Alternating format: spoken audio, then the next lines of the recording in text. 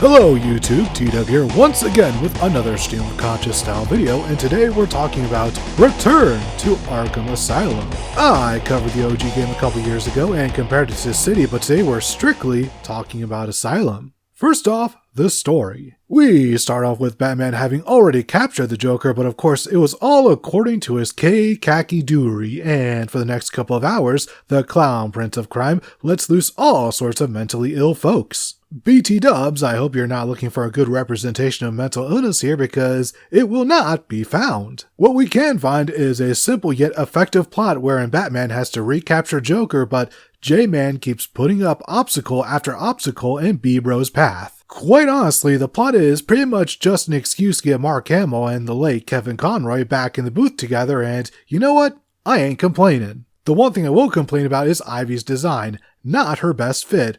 Harley is fine, and she's voiced by the late Arlene Sorkin, who would do so for the last time ever before retiring. The one thing to keep in mind about the plot really is that, at least from what I can tell, is that this is never meant to be the first part in some gigantic grandiose story. You gotta remember that before this, all Rocksteady made was Urban Chaos, an FPS that me, my best friend, and like a dozen other people played before YouTubers recently reminded people that it existed.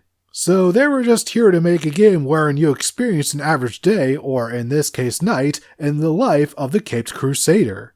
And yes, I know about the Arkham City room, couldn't access it for the life of me for some reason, maybe it's post-game only, if it is I'll post it in the stinger, but there was no guarantee that a sequel would happen until Asylum was released. Now, for the gameplay, it's surprisingly smooth, albeit not nearly as much as City or Night, but I feel like it holds up relatively well, all things considered. The flow of combat feels the best when Batman is literally floating from enemy to enemy, and yes, I've heard the complaints by a few people who've stated that Batman would never actually fight like this in the comments, and to those people I say the following. Whenever you take any sort of media and you adapt it into a different medium, changes and compromises will and must be made. Are the choices made always the best ones? No, however, differences will be made, and clearly here, Rocksteady cared more about the game feel than the authenticity, and I personally have no problem with that. If you do, then that's also valid, so long as you're not the type to write death threats to developers.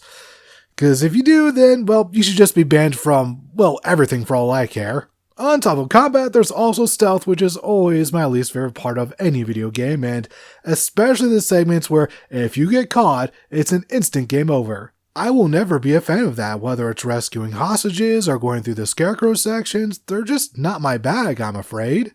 Speaking of the Scarecrow levels, they're easily among the most memorable part this game has to offer, and at the least from a visual standpoint, I don't think the series has ever matched them, especially in terms of tricking the player into thinking their game has crashed. When I tell you that I almost freaked out when this happened on my very first playthrough, just... oh boy, that was an experience, and I genuinely feel bad for any player who's had this moment spoiled for them because there is nothing like playing through it blind for the first time. The overall design for this game is also top-notch and still my favorite in the entire franchise, and that's thanks to its linear design. Yes, technically all Arkham games do have their levels progress in a linear fashion, but their overall design has just never felt as focused as Asylum's does. Special praise goes to this game's atmosphere. It's dark, creepy, and you feel completely alone on this island. Thankfully, Batman isn't technically alone as he has Oracle in his ear throughout the night at Arkham. Babs is basically here to help Mr. Wayne provide exposition, which is helpful for players not familiar with Batman lore. Speaking of which, there are a lot, and I mean a lot of, at least at the time, obscure references to Batman's rogues gallery. And still not one mention of his most devious arch-nemesis, the Condiment King. I guess the devs were afraid that by comparison, Joker couldn't cut the mustard, but personally I'd relish the opportunity to see if anyone could catch up to the king. Barbecue sauce. On the topic of foes, the Riddler is here, at least in voice. He's hidden multiple trophies and riddles all over the island, and you know what? They're pretty fun to find. I can't help but feel like this is the only game where it gets the balance of having a lot of Riddler stuff to find, but not too much. Like, in my spare time, I could easily complete Arkham Asylum because I have, but City I only did once, and I've still not completed Origins or Night. Alright, enough of the positive stuff, let's talk about the one big, huge, honking failure Arkham Asylum has. The boss fights. Well, there's really only one that actually feels like a boss fight, and that's Poison Ivy, whilst the rest are just copy and paste of the giant mook fights, and that's just weak sauce. Listen, I get it, it was their first action-adventure game, but at the same time, when you see how absolutely amazing everything else is, it's just a bit baffling that they just fall off a cliff, especially at the end. The Joker fight was just, I have no words, it's just weak. Weak AF, debil, yoi, schwach, etc., etc. And that's Arkham Asylum. It's a really humble little game compared to everything that arrived afterwards, but at the same time, there's a charm you're missing from the other entries in the franchise, especially Knights. It's almost an anomaly, as all future Arkham games would be strictly an open world affair, and I do wish we'd get another Batman game in the style of Asylum. However, I am happy we have even one Arkham Asylum, so let's revel in that fact, shall we? Anyways, that's the video, everyone. I hope you all had a good time listening to my inane rambling. As for what's next, well, WWE is celebrating 40 years of WrestleMania, but what about the game that celebrated 30? I'll see you all then, but for now, I hope you all have a perfect rest of your day.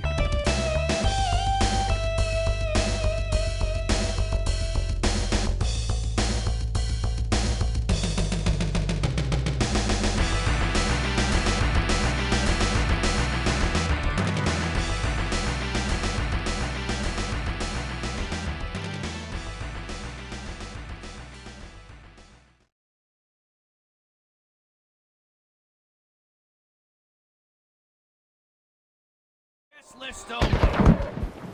If your name's not on the list, you ain't going in. Let's see, A, no, that's not right. So it's B, Bane. Ah, here it is, Batman. Hey, looks like you're the guest of honor.